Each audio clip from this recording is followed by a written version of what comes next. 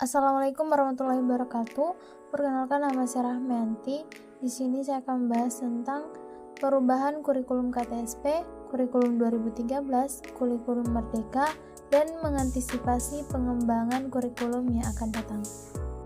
Bagian A, perubahan kurikulum KTSP, kurikulum 2013, dan kurikulum Merdeka. KTSP ke kurikulum 2013 terjadi pergeseran fokus dari pengembangan sekolah menjadi pengembangan siswa secara holistik. Kurikulum 2013 lebih menekankan pada pembentukan karakter dan kompetensi siswa. Kurikulum 2013 ke kurikulum Merdeka memberikan lebih banyak otonomi kepada sekolah dalam mengembangkan kurikulum. Fokusnya adalah pada pembelajaran yang lebih bermakna, sesuai dengan minat siswa dan berbasis proyek.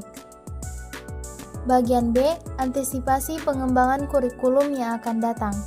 Yang pertama, ketidakstabilan pendidikan mempengaruhi kurikulum.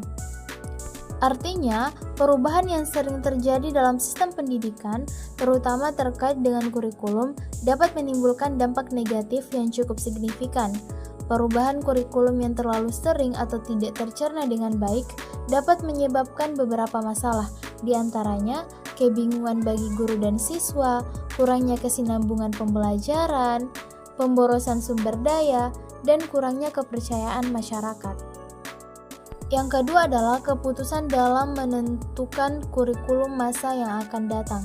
Artinya, proses pengembalian keputusan yang kompleks dan strategis dalam merancang kurikulum pendidikan untuk masa depan. Keputusan ini melibatkan berbagai pertimbangan, baik dalam maupun luar dunia pendidikan, untuk memastikan kurikulum yang dihasilkan relevan, efektif, dan mampu menjawab tantangan masa depan.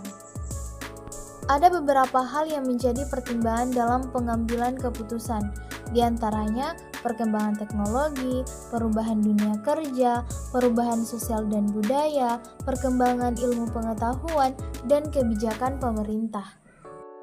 Yang ketiga, ketidakstabilan berlanjut ke masa depan.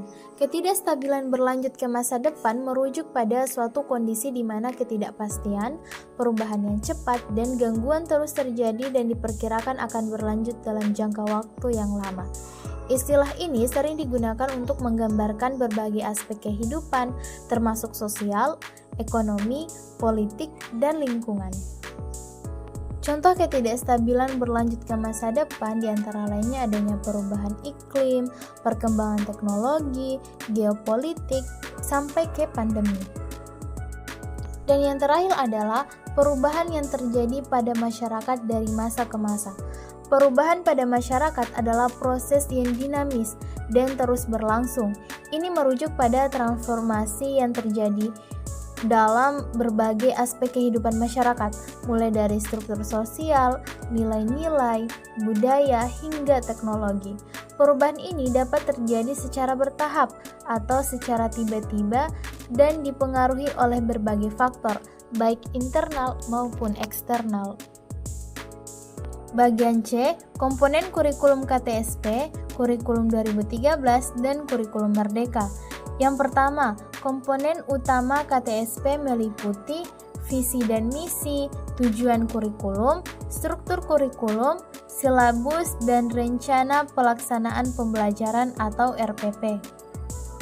Kemudian, kurikulum 2013 menekankan pada pengembangan kompetensi siswa secara holistik, yaitu meliputi sikap, pengetahuan, dan keterampilan. Komponen utamanya antara lain kompetensi inti, kompetensi dasar, materi pembelajaran, dan penilaian. Dan yang terakhir adalah kurikulum Merdeka. Kurikulum Merdeka memberikan fleksibilitas yang lebih besar kepada satuan pendidikan dalam memilih materi, metode pembelajaran, dan asesmen.